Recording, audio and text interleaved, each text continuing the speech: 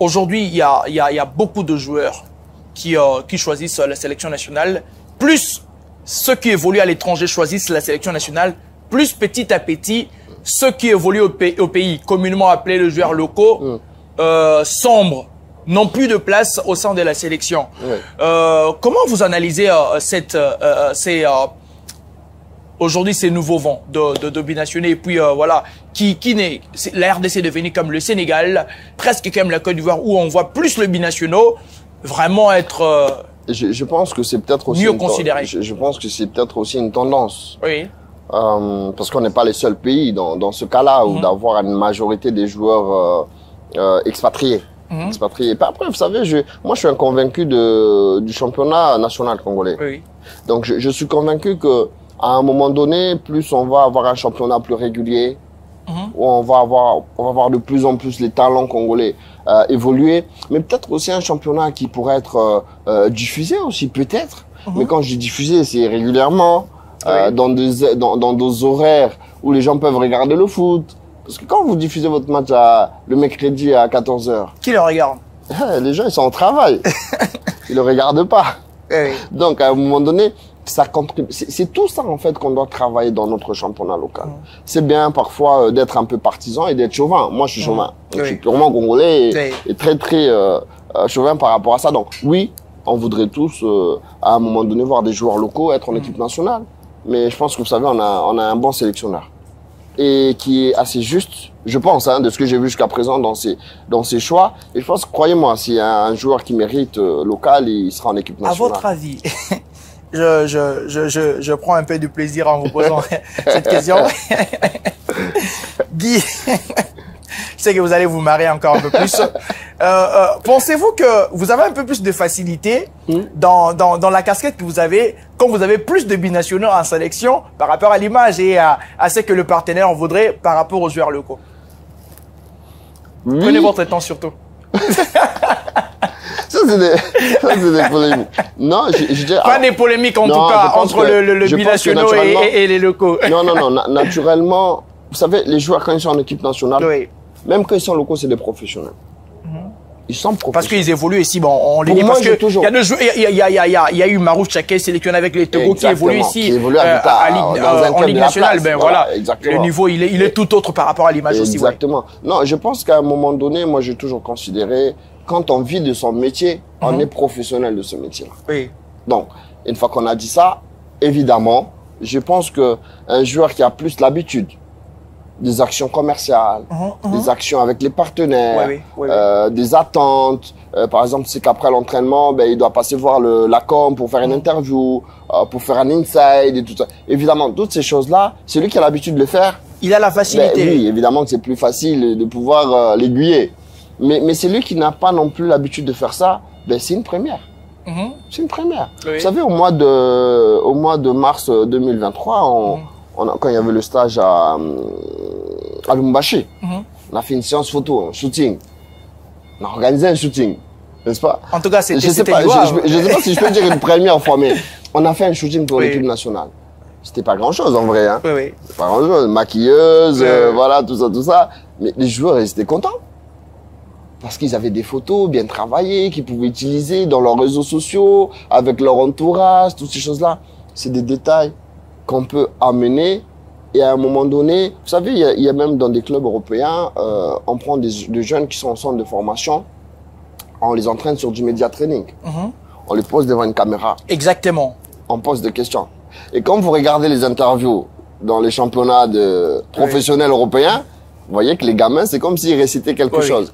Mais ils récitent pas. C'est parce qu'on l'a entraîné régulièrement à dire comment ton match s'est passé, est-ce que tu as bien joué? Il va pas dire non, mais non, on était vraiment nuls et mes collègues, ils ont mal joué. Non, vous voyez, tout ça, ça fait partie de l'apprentissage d'un métier. Un métier à apprendre.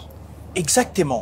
La RDC est-elle en retard par rapport au développement et aux exigences actuelles du football? Pas seulement sur le terrain, ces terrains-là, sur la pelouse, mais tout ce qui va avec, tout ce qui va avec. La RDC est-elle en retard? Faut qu'on soit honnête, on peut pas dire non. On peut pas dire qu'on est au même niveau que les autres. Bien évidemment, il faut être conscient qu'on est en retard, qu'on est en train de prendre... En retard. On est en train de prendre beaucoup de retard. par rapport aux autres, par rapport à certains championnats voisins. Si je peux citer par exemple le championnat de la Tanzanie, Oui. rien que sur l'organisation, je suis pas convaincu que ce championnat soit meilleur techniquement, mais ils ont compris que c'est un produit commercial qu'il faut valoriser, commercialiser, vendre, et ça va impacter tout l'environnement autour de ça. Ça va créer de nouveaux métiers autour de ça. Et ça va permettre aux joueurs aussi de mieux vivre de ça. Donc oui, je pense qu'on prend du retard. J'espère que c'est pas un retard qu'on ne peut plus rattraper. Mais j'espère quand même qu'à un moment donné, il y a des décisions qui vont être prises rapidement et dans les prochains mois et prochaines années pour que les choses puissent changer. On est en train de chuter, mais aujourd'hui, Guy, avez-vous déjà été contacté par, certainement vous travaillez avec la FECOFA, avec les différentes organisations de championnat, notamment on parle de la Ligue 1, les Pefkin, les Élotiques et consorts. Quand vous regardez ces championnats-là, qu'est-ce que vous vous dites et qu'est-ce que vous, qui travaillez avec vos partenaires dans cette agence, pouvez bien faire quand vous regardez ces différents championnats? Nous avons la Ligue 1 qui est en panne de partenaires. C'est que vous faites avec le Léopard. Nous avons aussi le Stade de Martyrs qui a aussi la même structure avec la Ligue 1. Comment quand vous regardez ces différents championnats, c'est vrai de partenaires, c'est vrai de sponsoring, et puis voilà, vous vous dites, ben voilà, moi j'ai Chancel Bemba et consort, ben voilà, c'est fini. Je vais me permettre de poser une question, une seule. C'est vous qui posez les questions aujourd'hui, mais je pose une seule. Si j'aurais la capacité de la répondre, si pas, facile. Nos abonnés vont répondre en commentaire. C'est une question facile. D'après vous aujourd'hui, qu'est-ce que indépendamment du niveau du championnat, indépendamment de là où il se joue, qu'est-ce qu'un sponsor peut avoir envie en sponsorisant par exemple une activité? Qu'est-ce qu'il recherche? D'après vous, qu'est-ce qu'il recherche? Mais il recherche premièrement un retour, une audience, une visibilité. Ok. Oui. Ok. Donc vous savez, aujourd'hui, c'est-à-dire que je peux prendre une grande banque de la place, qui a son siège social à Kinshasa, qui a sa grosse clientèle par exemple dans la capitale. Donc je peux aussi en faire devenir un sponsor du championnat de l'EPFKIN. Oui. Ok. Je vais donner un exemple. Le championnat, je ne sais plus c'est quel pays en Afrique de l'Est. Il se joue sur la terre. Sur de la terre. Et autour du terrain en terre, on a des panneaux fixes. Des sponsors autour sur des panneaux fixes. Le match, il est diffusé. Ils ont leur visibilité. Ok. Donc ils sont visibles. Ils ont leur audience. La régularité. La régularité. Et donc, vous voyez, les questions, c'est pas toujours de savoir est-ce que c'est la Ligue 1, la Ligue 2. Moi, j'ai toujours dit, je le dis aujourd'hui, je le dirai toujours demain, je pense, pour moi, le PFKIN, c'est un des meilleurs championnats en termes de potentiel. Un vivier aujourd'hui négligé. Oui. Mais c'est pour ça que j'ai dit aux jeunes, proposez toujours. Moi, aujourd'hui... vous y travaillez? Non, je ne travaille pas. Mais aujourd'hui, à l'EPFKIN, on ne pourrait pas dire que nous, on n'a pas proposé. Oui. Vous avez proposé. On a toujours proposé. Avec l'actuel président Alain Tchekou. Tous les présidents. Tous les présidents. D'ailleurs, on aura le président Alain Tchekou. Je vais lui reposer cette question. En tout cas, je la retiens. Je vais la reposer parce qu'ils n'ont pas de partenaire et consort. Il y a monsieur Guy Losejo qui aurait proposé. Je prends la question. Vous savez, ce qu'on propose souvent, c'est une méthode de travail. Oui. Parce que malgré qu'on travaille aujourd'hui avec un certain nombre de partenaires autour de l'équipe nationale, ce qui est vrai, donc il y a un portefeuille déjà existant, des gens qui voient notre travail et qui nous font confiance quand on leur dit quelque chose, certes, mais au-delà de ça, quand on va voir un organisateur d'une compétition, on propose d'avoir une méthode de travail. Et parfois, c'est ce qui est difficile en fait à mettre en place. C'est la méthode, parce que c'est une méthode, c'est-à-dire celle que moi j'ai mis en place et qui a marché ailleurs. Que celle qu'on a mis en place qui a marché ailleurs. Et surtout, ça demande aussi aux gens de pouvoir s'adapter, à changer certaines choses, certaines manières de travailler. C'est ça qui est le plus difficile. Donc ça, c'est toujours... On verra. Je vous donne mon téléphone. Vous regardez cette photo. Voilà, je vous le permets. Qu'est-ce qu'elle vous dit, cette photo? La confiance, l'amitié, surtout, avant toute chose. Et pour prendre une personne dans la photo, Monsieur Fiston Mangué. La deuxième, balancée. Ok. Monsieur Fiston Mangué, c'est le directeur général de la société avec laquelle je travaille. Moi, je suis consultant dans cette boîte-là. Et aujourd'hui, c'est quelqu'un qui... Vous avez cité Zélotique tout à l'heure. Hein, oui, le football Zélotique. Vous savez un peu les activités. Voilà, il a une activité sociale assez importante. Il est impliqué dans le développement de ce championnat-là. Vous savez, il y a tellement de choses, tellement de manières de valoriser notre football. Mais encore une fois, je dis, c'est une question de mentalité, de mindset. Ok? Parce qu'on peut aller voir un président de n'importe lequel, le PF King. Ok, voilà. Le championnat, il est régulier. Oui. Il se joue. Oui, oui. 38 journées, tous les jours. Régulier. Ok, donc il est régulier. Il se joue à Kinshasa. Oui. Il y a toutes les capitales ici. Il y a tous les sièges d'entreprise. Donc les clients sont ici. Oui. Les décideurs politiques sont ici aussi. Ok. Mais, pas les convaincre, à dire voilà, le projet, c'est travailler le championnat, peut-être d'aller chercher 500 000 de revenus à l'année. Mais ça demande, on doit d'abord mettre en place un cadre de travail. Donc, faut signer, non? On signe. Une fois qu'on a signé, chacun doit se mettre à travailler pour que derrière on aille chercher l'objectif financier. Mais souvent, on veut que ce résultat financier vienne avant le travail. La personne à côté de vous, la troisième personne? Monsieur Junior Moutoumene, qui a lancé un projet qui est très bon dans tout ce qui est développement et structuration football de jeunes. Hein. C'est un ami également, mais avec qui on travaille parce qu'il est consultant dans notre société. Et on travaille notamment en train de développer aussi certains projets dans le Moyen-Orient parce que il est basé là-bas maintenant. Donc oui, je dirais que cette photo-là symbolise les trios, l'âme de ce qu'on fait. Une bonne colonne vertébrale de ce qu'on fait. Allez, la prochaine photo, passez. Ah. Je suis parti un peu fouiller dans le plus profond. Allez, Yann, vous savez, Yann, s'il vous plaît, réalisez-moi cette histoire. Je suis parti un peu plus dans le fond. Creuser un peu. Vous avez dit qu'on va creuser l'abcès. Je suis parti puiser. Cette photo, elle a été prise. Mais vous savez, sur ce terrain-là, quand on a fait, quand il y a eu le jeu de la francophonie 2013 à Nice, la RDC a joué sur ce terrain-là. Avec les Moubélé, les Louvumbu et les Luyunda, mais tout ça à l'époque. Hein. Mais ça, c'était lors d'un tournoi qu'on fait dans la ville de Nice. Chaque équipe représente son pays d'origine. Et nous, on représentait évidemment la RDC. Bon, c'est vrai que j'ai joué un peu au foot.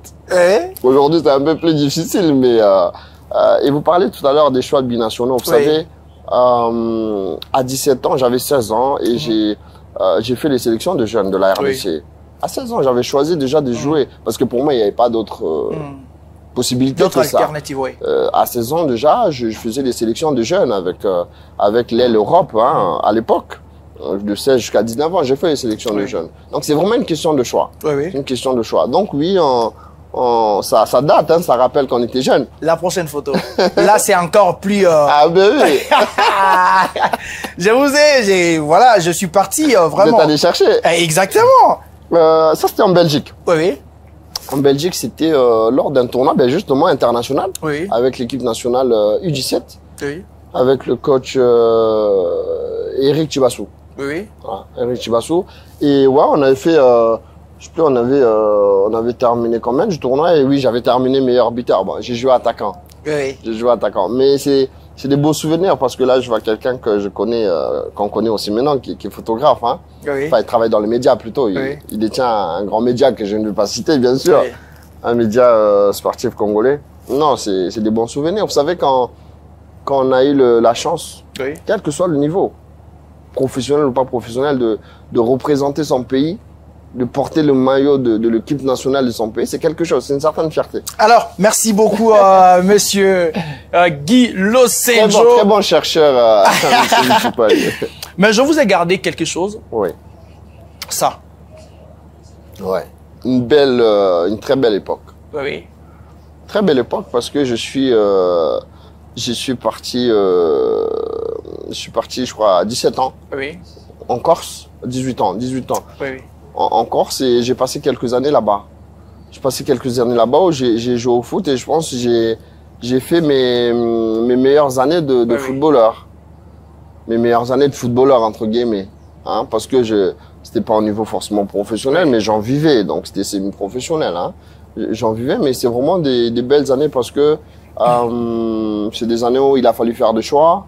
Le bac, qu'est-ce qu'on fait après? Les études, on arrête un an, on se donne à fond. Ça marche pas. On revient à l'école, à distance. Oui. C'est pour ça que vous savez quand on parle d'éducation, de la formation des footballeurs, de comment la préparation à la reconversion, plein de choses. C'est des choses que j'adore parce que moi je suis passé par là. Moi j'ai fait mes études, on joue en football, donc toutes ces choses-là, c'est des choses vraiment qui me tiennent à cœur et où on a un gros potentiel pour les mettre en œuvre dans notre pays ici. Allez, merci. Résumez-nous en un mot votre travail au sein de la fédération. Pensez-vous que vous avez vraiment atteint un niveau ensemble avec votre équipe? Travail à la fédération, je pense qu'aujourd'hui, vous savez, tout travail se mesure par des résultats. Oui. Je suis pas là pour en parler, je les dirai pas, mais je pense qu'aujourd'hui, les gens qui travaillent à la fédération connaissent nos résultats. Ces résultats-là sont chiffrés, sont financiers, sont traçables. Compte bancaire. Ok, c'est-à-dire qu'aujourd'hui, s'il fallait le démontrer, on sait ce que LG Sport a emmené à la fédération de manière chiffrée, je le dis bien. Et contrairement à ce qu'on passe, sur ce point-là en tout cas, on a apporté plus qu'on a pris. D'accord, ça c'est la première chose. Oui. Deuxième chose, au niveau de la communication, l'objectif, ça reste vraiment de faire un travail global, au-delà de l'équipe nationale A, parce que je pense que la fédération, c'est pas que l'équipe nationale A, c'est toutes les équipes nationales. Après, on n'a pas parlé vraiment en profondeur du merchandising, avec l'équipementier de la fédération, au-delà des économies que la fédération a fait grâce à ce travail-là qu'on a fait. L'appel d'offres, presque 11 marques. Aujourd'hui, voilà, l'équipementier, c'est quand même un niveau. L'appel d'offres, 11 marques qui ont participé, économie importante pour l'État. Mais au-delà de ça, la stratégie, c'était de permettre à la fédération de commencer à générer un peu de revenus par la vente de maillots. Oui. Voyez? Et surtout lors de la Coupe d'Afrique des Nations. Lors de la Coupe d'Afrique des Nations. Et surtout, on a fait, c'est des choses que les gens, on pourrait passer des heures à parler de ça. Mais si je dois répartir de comment on est parti de l'appel d'offres jusqu'à la fin, on passerait une journée. En résumé, si on prend que le prix, par exemple, ce prix-là, il a été travaillé à $35 parce qu'on voulait qu'il soit accessible à tout le monde. Et quand on voit aujourd'hui un peu comment dire, le nombre important de faux maillots, on s'est dit qu'à ce prix-là, normalement, c'est qu'ils vendent le faux. Ils pourraient devenir distributeurs officiels. Oui. Ok. Moi, je peux l'acheter à 20. Je le vends à 35. Je vends le vrai maillot. Je suis distributeur. Je sors de l'informel. Je rentre dans le formel. Et aujourd'hui, ce prix-là, c'est l'un des maillots le moins cher de la RDC. Et puis, je pense qu'aujourd'hui, vous savez, au-delà même de la marque, au-delà de la marque, moi, il y a des gens qui me disent, pourquoi vous n'avez pas pris cette marque? Pourquoi on n'a pas cette marque? Les designs, consort et puis... Non, mais les designs encore. Vous savez, on est 100 millions. Faux débat. On est 100 millions, ça veut dire qu'il y a 100 millions de choix. On sera jamais d'accord. On sera jamais. Mais il y a des gens qui disent, mais pourquoi il n'y a pas cette marque? Je vais pas les citer. Mais pourquoi nous, on n'a pas comme eux? Mais ce que les gens ils ne savent pas, c'est que on a passé 6 mois de préparation d'appel d'offres. On a appelé individuellement chaque marque. Et les marques dont on cite là souvent, ils ont dit ça ne nous intéresse pas. Le Congo aujourd'hui ne nous intéresse pas. Si la marque ne veut pas, vous allez avec celle qui veut travailler avec vous. Voyez. Donc c'est un travail de 2 ans. Oui. Ça fait plus de 2 ans avec des résultats. C'est surtout là où on est fiers, nous, c'est d'avoir pu emmener notre petite contribution au fonctionnement de la fédération et on est fiers de ça en tant que Congolais. Et je pense que c'est pas prêt de s'arrêter. On pouvait prendre une éternité pour cet entretien, mais ben voilà, il fallait que nous puissions mettre une virgule. J'espère qu'on aura ces prochains entretiens peut-être à Nice. Merci, monsieur. Merci beaucoup, Cédric. Merci pour l'invitation. Oui. Vous savez ce que je pense de votre travail. J'apprécie beaucoup. Et ça me permet aussi d'encourager tous ces jeunes qui travaillent dans le milieu du sport. Oui. Parce que je sais que ça ne permet pas toujours de vivre parce que notre sport n'est pas professionnalisé. Oui. Mais je pense que voilà, il faut continuer à travailler parce que tôt ou tard, ça va monter. C'est ceux qui ont déjà commencé plus tôt qui seront en avance par rapport aux autres. Allez, merci à toutes et à tous. Que ce fut du plaisir, que ce fut long cet entretien. Ben voilà, il fallait que nous puissions mettre un point final pour ce nouveau numéro. Alors, merci à toutes ces personnes qui ont travaillé à l'élaboration de cette émission. Merci aussi à Monsieur Fiston Mwangué, l'un des bras droits de Monsieur Guy, avec qui nous avons aussi de très très bonnes relations. Petite anecdote, on s'est connu avec Monsieur Guy. C'était un entretien Facebook à l'époque, la page de Ban Africa. Allez, merci à toutes et à tous. Merci à Monsieur Hugues qui vous a accompagné derrière les caméras. Merci à la grande équipe technique, à la direction de programme de Ecopolis Télévision. On prend rendez-vous pour un nouvel entretien. C'est vous, notre invité. Allez, ciao, ciao.